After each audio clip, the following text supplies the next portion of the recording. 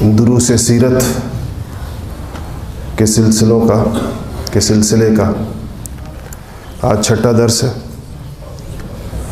یا ساتواں درس ہے؟ یہ ساتواں درس ہے۔ اور گزشتہ درس میں نبی کریم صلی اللہ علیہ وسلم کو ملنے والی نبوت اور ان پر ایمان لانے والے ابتدائی لوگوں کا تذکرہ شروع ہوا تھا۔ ان ابتدائی لوگوں کا ذکر اس لیے بھی اہم ہے کہ ان کو قرآن پاک نے السابقون الاولون قرار دیا ہے۔ تو یہ السابقون الاولون یعنی سب سے پہلے آگے بڑھ کر ایمان لانے والے، ان کا ذکر قرآن میں اس لقب یا اس عنوان سے ان کا اس طبقے کا تذکرہ ہے۔ اور حضور اکرم صلی اللہ علیہ وسلم نے اپنی زبان مبارک سے جن لوگوں کے جنتی ہونے کا بیان فرمایا ہے، جن کو بشارت دی ہے جنتی ہونے کی، وہ یہی لوگ ہیں سارے جو شروع میں ایمان لائے۔ ہم جمعے کے خطبے کے دوسرے خطبے میں جو حدیث پڑھتے ہیں، مشہور حدیث اور تمام محدثین کے نزدیک صحیح الاسناد، ہر قسم کی کہ ضعف اور شک سے پاک حدیث ہے، جس میں رسول اللہ صلی اللہ علیہ وسلم ان لوگوں کا نام بنام تذکرہ فرماتے ہیں۔ ابو بکر فی الجنہ، عمر فی الجنہ، عثمان فی الجنہ، علی فی الجنہ، طلحہ فی الجنہ، زبیر فی الجنہ، عبد الرحمن ابن عوف فی الجنہ، سعد ابن ابی الوقاص فی الجنہ، اور سعید ابن زید فی الجنہ، ابو عبیدہ ابن الجراح فی الجنہ۔ ان 10 لوگوں کے نام بنام ذکر کیا کہ یہ لوگ جنت کے اندر، اور یہی 10 لوگ بالکل ابتدا کے اندر ایمان لانے والوں میں سے۔ گزشتہ درس میں ان 4 لوگوں کا ذکر تو ہوا جو بالاتفاق پہلے مومن ہیں، یعنی حضرت خدیجہ الکبریٰ رضی اللہ تعالی عنہا، ابو بکر صدیق رضی اللہ تعالی عنہ، علی مرتضیٰ رضی اللہ تعالی عنہ، اور زید ابن حارثہ رضی اللہ تعالی عنہ۔ یہ 4 پہلے مومن ہیں۔ 5ویں کون ہیں؟ 2 اقوال، ایک سے زائد ہیں، لیکن 2 حضرات کے بارے میں بہت سے حضرات نے لکھا ہے، سیرت نگاروں نے۔ بعض نے عثمان غنی کو قرار دیا ہے اور بعض نے حضرت زبیر ابن عوام کو۔ حضرت زبیر ابن عوام کے بارے میں رائے زیادہ ہے کہ یہ 5ویں مومن ہیں۔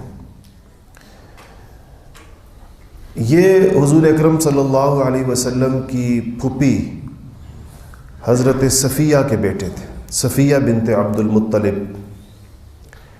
ان کا نام زبیر بن عوام بن خویلد ہے، اور آپ نے سنا ہوگا کہ حضرت خدیجہ کا نام خدیجہ بنت خویلد ہے، تو یہ حضرت خدیجہ الکبریٰ رضی اللہ تعالی عنہا کے سگے بھتیجے تھے۔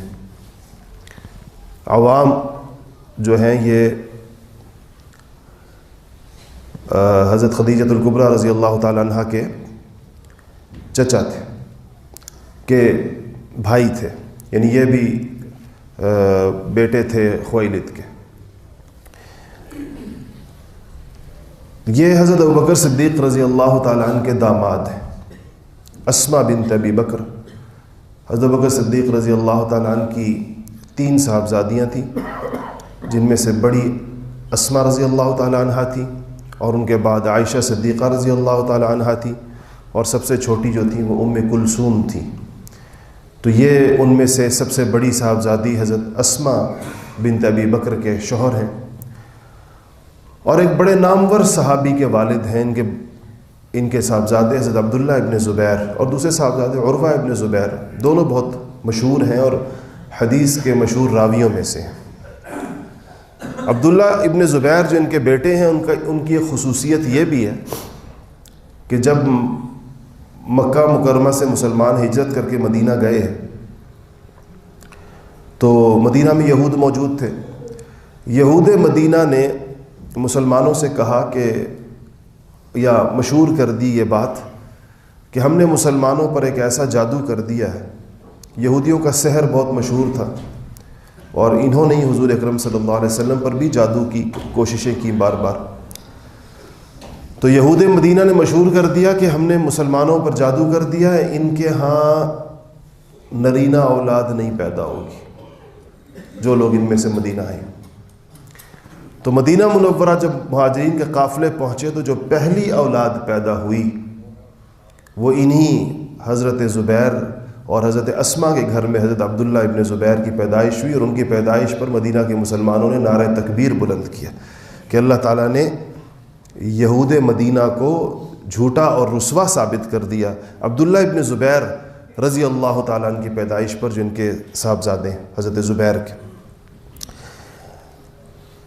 ان کی خصوصیات میں سے ایک تو یہ کہ یہ عشرہ مبشرہ میں سے ہیں، 10 لوگوں میں سے ہیں، اور یہ ان 6 کی کمیٹی میں بھی شامل ہیں، وہ 6 افراد جو سیدنا عمر فاروق رضی اللہ تعالی عنہ نے اپنی شہادت سے پہلے جن کے ناموں کا اعلان کیا تھا اور کہا تھا کہ ان میں سے کوئی ایک شخص میرے بعد مسلمانوں کے امور کا والی ہوگا یعنی خلیفہ ہوگا، ان میں سے ایک یہ حضرت زبیر ابن عوام بھی ہیں۔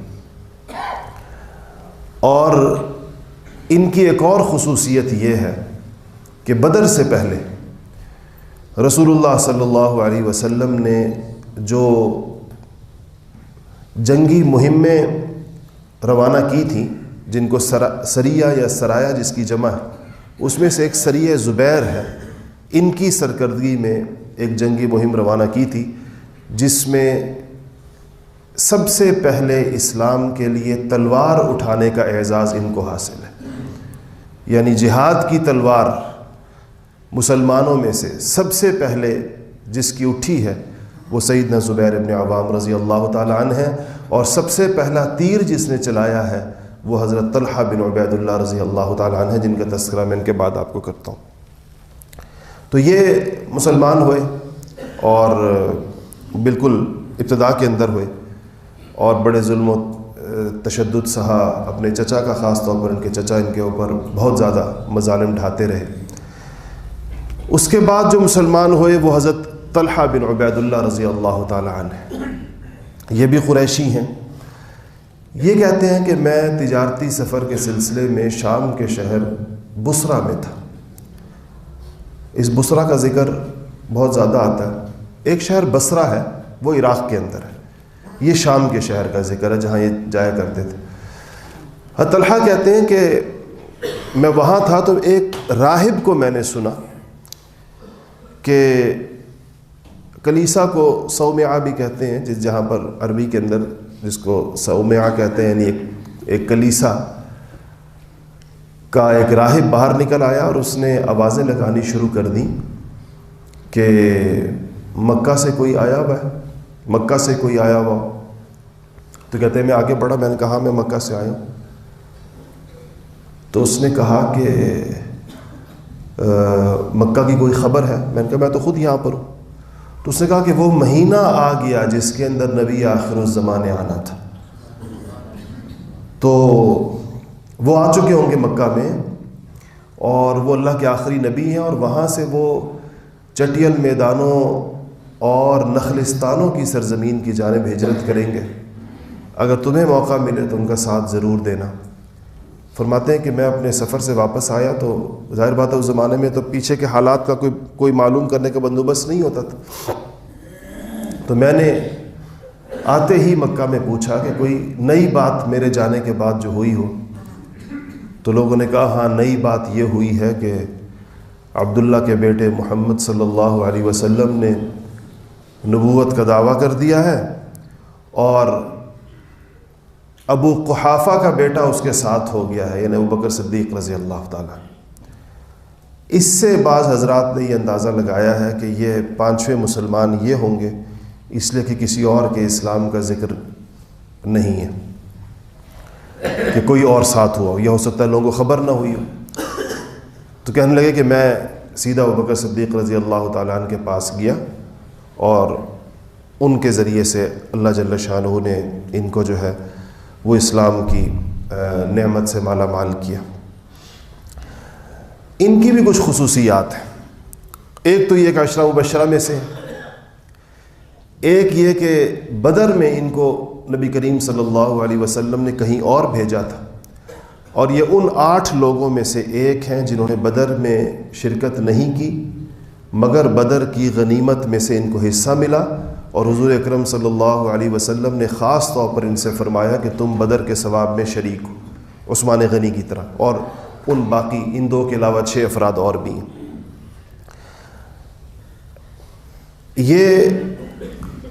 یہ بھی حضرت ابوبکر صدیق کے داماد ہیں۔ میں نے بتایا بھی آپ کو کہ حضرت ابوبکر صدیق رضی اللہ تعالیٰ عنہ کی 3 بیٹیاں تھیں، ایک تو ام المؤمنین عائشہ صدیقہ رضی اللہ تعالیٰ عنہا، اور دوسری وہ جو حضرت زبیر کے نکاح میں تھیں حضرت اسماء بنت ابی بکر، اور تیسری بیٹی حضرت ام کلثوم بنت ابی بکر، وہ ان کے نکاح میں تھیں۔ یہ حضرت ابوبکر صدیق کے داماد ہیں، اور یہ بیٹی حضرت ابوبکر کی بہت چھوٹی تھیں، سب سے بچوں میں ان کے کم عمر۔ بعض سیرت نگاروں نے لکھا ہے کہ حضرت ابوبکر صدیق رضی اللہ تعالیٰ عنہ کی وفات کے بعد پیدا ہوئی ہیں، بعض کہتے ہیں کہ بہت چھوٹی تھی اس عمر کے اندر۔ ان کو رسول اللہ صلی اللہ علیہ وسلم نے مختلف موقعوں پر خطابات دی ہیں۔ 2 چیزیں ان کی مشہور تھیں، ایک بڑے سخی تھے، اور ایک موقع پر رسول اللہ صلی اللہ علیہ وسلم نے جب اللہ کے راستے میں مال خرچ کرنے کے لیے کہا ایک غزوے کے موقع پر، تو یہ بہت مال لے کر آئے، اور حضور اکرم صلی اللہ علیہ وسلم نے ان کو طلحۃ الجود کہا۔ جود عربی کے اندر سخاوت کو کہتے ہیں۔ اور اصل جو ان کا دن تھا جس کے اوپر رسول اللہ صلی اللہ علیہ وسلم نے کو طلحۃ الخیر کہا، وہ غزوہ احد کا دن تھا۔ یہ وہی صحابی ہیں جنہوں نے غزوہ احد میں خاص طور پر رسول اللہ صلی اللہ علیہ وسلم کی ایسی جانثاری کے ساتھ حفاظت کی، اور اس پر ایک دفعہ حضور اکرم صلی اللہ علیہ وسلم نے فرمایا کہ احد کا دن تو سارا طلحہ کا ہی تھا۔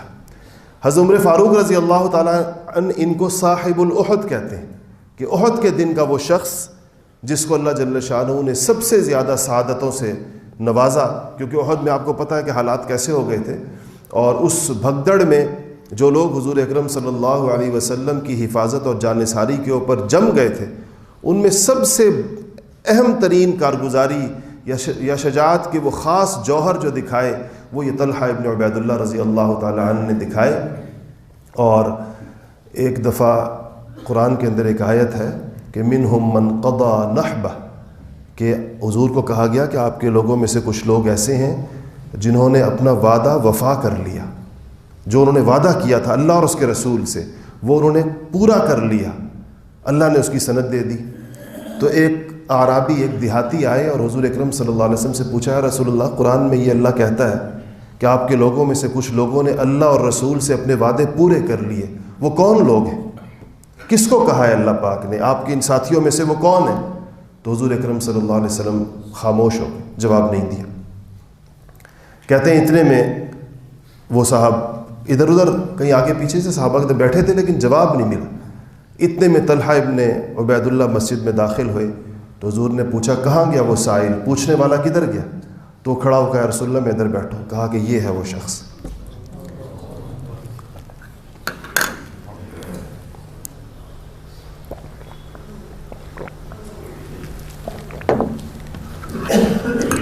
کہا کہ یہ ہے وہ جس کے بارے میں اللہ نے کہا ہے کہ ان لوگوں نے اپنے وعدے پورے کیے۔ طلحہ کہتے ہیں کہ احد میں حضور اکرم صلی اللہ علیہ وسلم کی سواری جس پر آپ سوار تھے وہ دشمنوں کے اندر گھر گئی اور میں حضور کے ساتھ تھا، تو میں چاروں طرف گھوم کر، چاروں طرف سے حملہ تھا، تیروں کا بھی اور تلواروں کا بھی، تو میں چاروں طرف گھوم کر حضور اکرم صلی اللہ علیہ وسلم کے تیر چلا رہا تھا تاکہ کوئی قریب نہ آئے اور تو آپ صلی اللہ علیہ وسلم مجھے اپنی سواری کے چاروں طرف گھوم گھوم کر تیر چلاتے ہوئے دیکھ رہے تھے، تو کہا کہ آپ نے میرے حوصلے کے لیے مجھے کہا کہ ارمی، اور یہ حضرت اگلی بات حضرت سعد کو آپ نے فرمایا، اور اس کا ذکر آ جائے گا آگے۔ بہرحال ان لوگوں میں سے آپ تھے جنہوں نے حضور اکرم صلی اللہ علیہ وسلم کی سواری کی خاص طور پر حفاظت فرمائی، اور اسی پر آپ نے فرمایا کہ احد جو ہے وہ پورا کا پورا حضرت طلحہ کا تھا۔ ان کی حضور اکرم صلی اللہ علیہ وسلم سے ایک رشتہ داری اور بھی ہے، اور وہ یہ کہ یہ آپ کے ہمزلف ہیں۔ حضرت زینب بنت جحش ام المؤمنین، مشہور ام المؤمنین ہیں، ازواج مطہرات میں سے، ان کی بہن حضرت حمنہ بنت جحش وہ حضرت طلحہ کے نکاح میں تھی۔ اور ایک اور ان کے ہمزلف ہیں، اور وہ ابو سفیان ہیں۔ ابو سفیان کے نکاح میں ہندہ تھی جو عتبہ کی بیٹی تھی، ان کے نکاح میں بھی عتبہ کی دوسری بیٹی تھی جن کا نام ام ابان تھا۔ اس لحاظ سے یہ حضرت امیر معاویہ رضی اللہ تعالی عنہ کے خالو ہیں، کیونکہ ہندہ ان کی والدہ تھی اور ام ابان ان کی خالہ تھی۔ تو کسی نے ام ابان بڑی ذہین، فتین، حسین و جمیل خاتون تھی، کہتے ہیں ان کو نکاح کے لیے مکہ کے تمام رؤساء اور مالدار سرداروں کی پیشکشیں تھیں، نکاح کے پیغام سب نے بھیجے، حضرت طلحہ نے بھی بھیجا، تو انہوں نے حضرت طلحہ کا پیغام قبول کیا ام ابان نے۔ سیرت کتابوں میں لکھا ہے کہ لوگوں نے ام ابان سے پوچھا کہ آپ نے اتنے سارے پیغامات میں سے طلحہ کا پیغام کیوں قبول کیا؟ تو انہوں نے 6 باتیں ارشاد فرمائیں، اور یہ 6 باتیں آپ کے کام کی ہیں، یہ اخلاق کا بیان ہے۔ کہا کہ انہوں نے کہا کہ میں طلحہ کا پیغام اس لیے قبول کیا کہ جب مجھے ان کے اخلاق کی خبر ملی ہے ان کے گھر سے، کہ جب گھر میں داخل ہوتے ہیں تو ہنستے ہوئے داخل ہوتے ہیں، کشادہ روح گھر کے اندر آتے ہیں، اور جب گھر سے نکلتے ہیں تو مسکراتے ہوئے نکلتے ہیں۔ 2 باتیں کہا کہ اگر کچھ مانگو تو بخل نہیں کرتے، کنجوس نہیں ہیں، اور اگر کچھ نہ مانگو، خاموش کھڑے رہو ان کے سامنے، تو مانگنے کا انتظار نہیں کرتے، اس بات کا انتظار نہیں کرتے کہ مانگا جائے تو میں دوں۔ اور کہا کہ اگر ان کی کوئی خدمت کر دو تو شکر گزار ہوتے ہیں، اور اگر کوئی غلطی ہو جائے تو معاف کر دیتے ہیں۔ یہ ام ابان نے 6 باتیں ان کے اخلاق کی بیان کی، اور کہا میں نے اس بنیاد پر ان کا پیغام قبول کیا، ان سے زیادہ مالدار لوگوں کے پیغامات کو چھوڑ کر۔ تو یہ طلحہ ابن عبید اللہ ہیں، 16 سال کی عمر میں یہ یا بعض 17 کا قول بھی ہے، 18 کا بھی ہے کہ اس عمر کے اندر یہ مسلمان ہوئے۔ پھر سعد بن ابی وقاص ہیں، 7ویں یا 8ویں شخص جو مسلمان ہوئے ہیں۔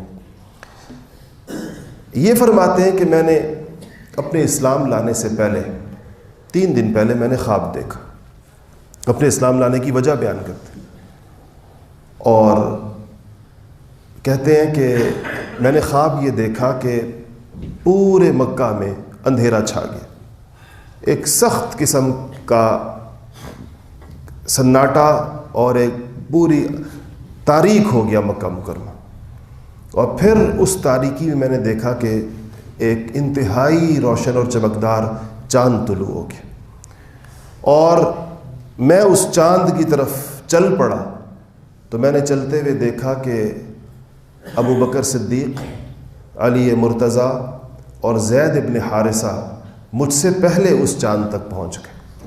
یہ میں نے خواب دیکھا۔ تو کہتے ہیں کہ میں اٹھا اور میں نے سوچا کہ میں ابو بکر کے دوست تھے، یہ سارے وہ لوگ ہیں جو آپ سے میں نے عرض کیا تھا پچھلے جمعے کے اندر، یہ وہ 5 لوگ ہیں جو خاص ابو بکر صدیق رضی اللہ تعالیٰ عنہ کی دعوت پر مسلمان ہیں، جو حضور کے پاس لے کر آئے، اور پھر سب عشرہ مبشرہ میں شامل ہوئے۔ تو کہا کہ میں حضرت ابو بکر صدیق رضی اللہ تعالیٰ عنہ کے پاس آیا، اور انہوں نے کہا کہ میں نے ان سے پوچھا کہ میں نے یہ خواب دیکھا، اور اس میں آپ کو بھی دیکھا ہے کہ جو چاند طلوع ہوا مکہ کی تاریکیوں میں، آپ مجھ سے پہلے اس تک پہنچ گئے۔ تو انہوں نے مجھے فرمایا کہ تمہارا خواب سچا خواب ہے، اور رسول اللہ صلی اللہ علیہ وسلم کی خدمت میں مجھے لے گئے، اور میں نے جا کے حضور اکرم صلی اللہ علیہ وسلم سے پوچھا، میں نے کہا کہ آپ کس طرف بلاتے ہیں؟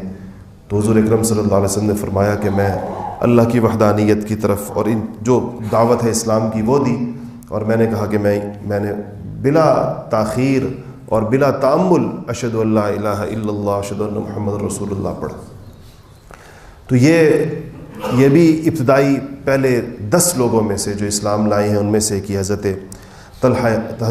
سعد بن ابی وقاص ہے۔ جس طرح میں نے عرض کیا تھا کہ حضرت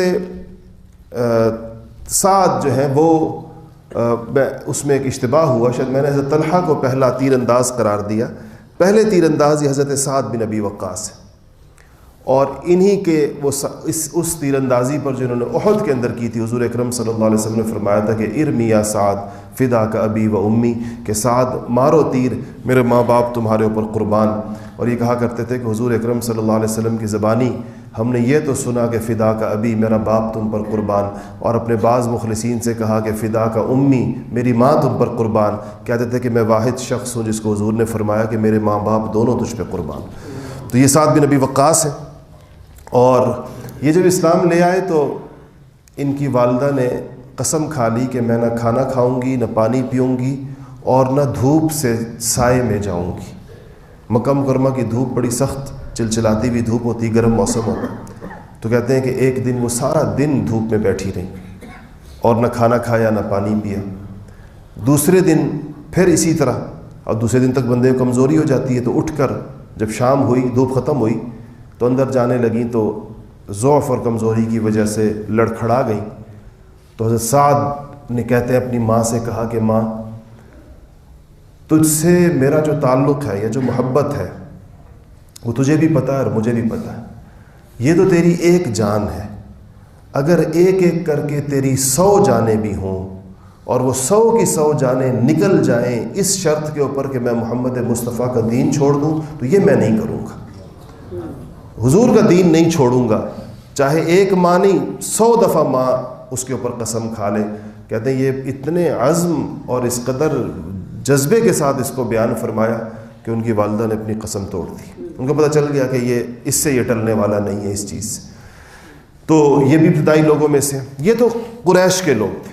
قریش سے باہر جو لوگ بالکل ابتدا کے اندر ایمان لائے، ایک تو زید بن حارثہ آزاد شدہ غلام تھے، ایک اور صحابی کا تذکرہ جن کو اللہ تعالیٰ نے جیسے کسی کو انسان چن لے، اور وہ حضرت ابو ذر غفاری رضی اللہ تعالیٰ عنہ۔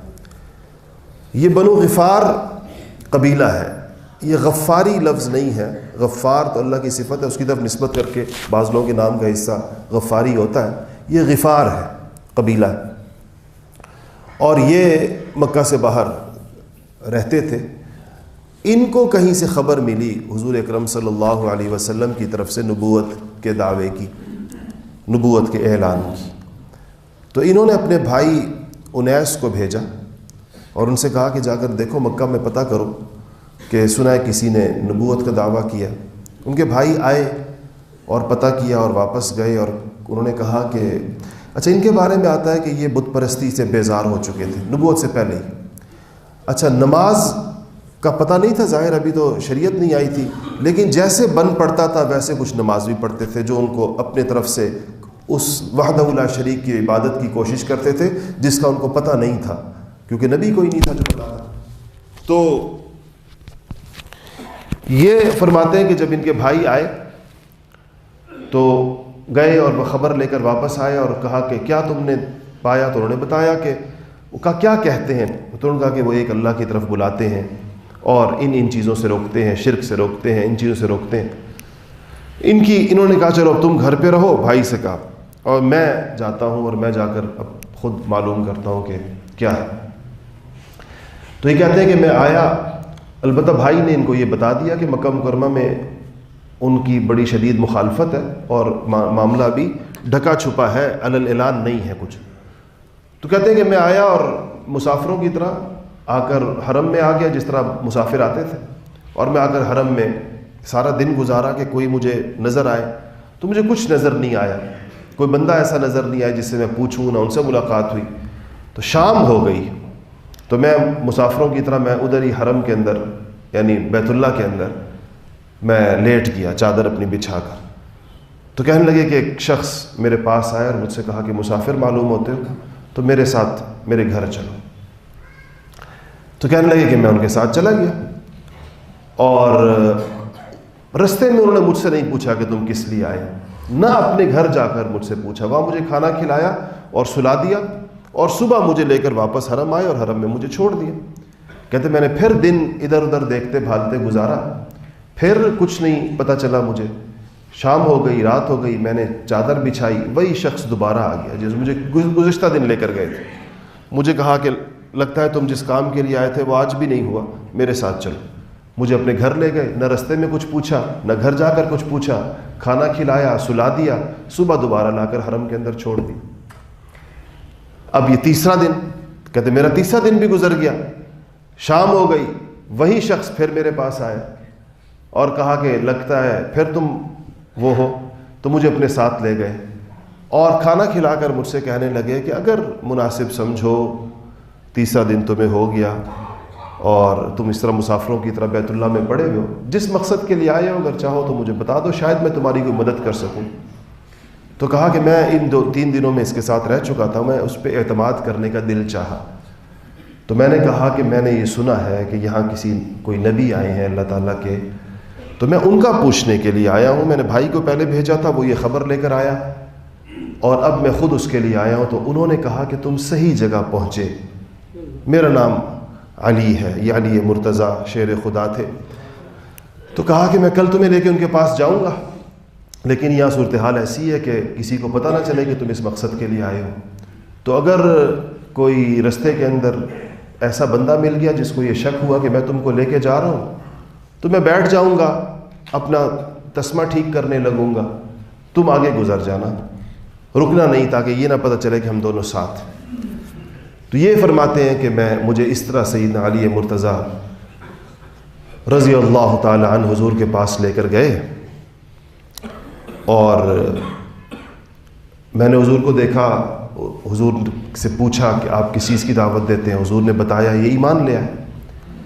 کہنے لگے کہ جب ایمان لے آئے تو مجھے حضور اکرم صلی اللہ علیہ وسلم نے کہا کہ تم اپنے قبیلے واپس چلے جاؤ، اور اس بات کا انتظار کرو کہ جب ہم اس دعوت کو کھول دیں اور اللہ جل شانہ ہمیں غالب فرما دے تو تب تم اپنے اسلام کا اعلان تم بھی کر دینا. یہ کہنے لگے کہ میں نے کہا کہ یا رسول اللہ، اتنی بڑی نعمت اللہ جل شانہ نے مجھے عطا فرمائی ہے اسلام کی، یہ کیسے ہو سکتا ہے کہ میں اس کو یوں چھپا کر اپنے ساتھ لے جاؤں؟ میں تو صبح اسی جگہ اس کا اعلان کروں گا مکہ مکرمہ کے اندر. صبح تو گئے اور جا کر بیت اللہ میں سارے قریش بیٹھے ہوئے تھے سردار. تو اونچی آواز میں کہتے ہیں میری جتنی قوت تھی میرے پھیپھڑوں میں نے اتنی زور سے صدا لگائی کہ اشہد ان محمد الرسول اللہ. تو کہتے ہیں یہ آواز میری گونجی بیت اللہ میں تو ایسے لگتا تھا جیسے بھیڑوں کے چھتے میں کسی نے پتھر پھینک دیا. اس طرح میرے اوپر یہ لوگ ٹوٹے سارے کے سارے. ویسے بھی پردیسی تھے، مسافر تھے. تو کہنے لگے کہ جس کے ہاتھ میں پتھر تھا، جس کے ہاتھ میں لکڑی تھی، جس کے ہاتھ میں کوئی بھی چیز تھی، تو مجھے اتنے لوگوں نے مارنا شروع کیا کہ میں بالکل بے دم ہو کر گر گیا. حضرت عباس رضی اللہ تعالی عنہ وہاں بیٹھے تھے. تو کہتے ہیں وہ آئے اور انہوں نے لوگوں کے درمیان مجھے پہچاننے کی کوشش کی، تو ان کا اندازہ ہو گیا کہ یہ قبیلہ غفار کا آدمی ہے. تو کہنے لگے کہ انہوں نے لوگوں کو روک کر کہا کہ اللہ کے بندو، قبیلہ غفار کا آدمی ہے اور یہ ہمارے تجارتی قافلوں کا رستہ ہے جہاں سے اس کا قبیلہ بیٹھا ہے، تو کیوں اپنی تجارت، اگر یہ مر گیا یہاں پر تو کیسے گزرو گے پھر ان جگہوں سے؟ تو کہا کہ انہوں نے لوگوں کو ہٹا کر مجھے نکالا اس میں سے، اور میں نے واپس آیا، لیکن جان باقی تھی. کہتے ہیں میں نے کہا کہ کل دوبارہ اعلان کروں گا. تو کہتے ہیں اگلے دن پھر میں گیا، اور اسی اپنی حالت کے اندر منہ سوجا ہوا ہے، آنکھیں سوجی ہوئی ہیں، کل کی ساری پٹائی کے اثرات ہیں. کہتے ہیں میں نے پھر جا کر ایک زوردار آواز لگائی کہ اشہد ان محمد الرسول اللہ، میں گواہی دیتا ہوں کہ محمد صلی اللہ علیہ وسلم اللہ کے رسول ہیں. کہتے ہیں پھر دوبارہ گزشتہ دن کی طرح لوگ ہیں. اب تو لوگوں کو کل کا غصہ بھی تھا کہ کل اس کو عباس بچا کر گئے ہیں، یہ آج پھر آ گیا. تو کہتے ہیں پھر دوبارہ میرے اوپر لوگ آئے اور بہت بری طریقے سے مجھے مارا، لیکن مجھے پھر حضرت عباس فرشتہ رحمت بن کر دوبارہ سے آئے، پھر آ کر میرے سامنے مجھے نکالا لوگوں کے درمیان میں سے، اور دونوں ہاتھ کھول کر کھڑے ہو گئے اور لوگوں سے کہا کہ اللہ کے بندو، قبیلہ بنو غفار کا آدمی ہے، مار دو گے تو کل تجارتی قافلے کیسے لے کر گزرو گے اس کے علاقے سے. تو کہنے لگے کہ یہ 2 دن ان کے ساتھ ہوا. پھر میں حضور اکرم صلی اللہ علیہ وسلم کے پاس آیا تو کہتے ہیں کہ میرے حبیب نے مجھے رخصت کرتے ہوئے 2 باتیں دو نصیحتیں ارشاد فرمائیں. میرے حبیب نے مجھے کہا، پہلی نصیحت مجھے یہ کہی کہ ابو ذر، اللہ کے معاملے میں کسی ملامت کرنے والے کی ملامت کی پرواہ مت کرنا. اللہ کے معاملے میں کسی ملامت کرنے والے کی ملامت کی پرواہ نہ کرنا.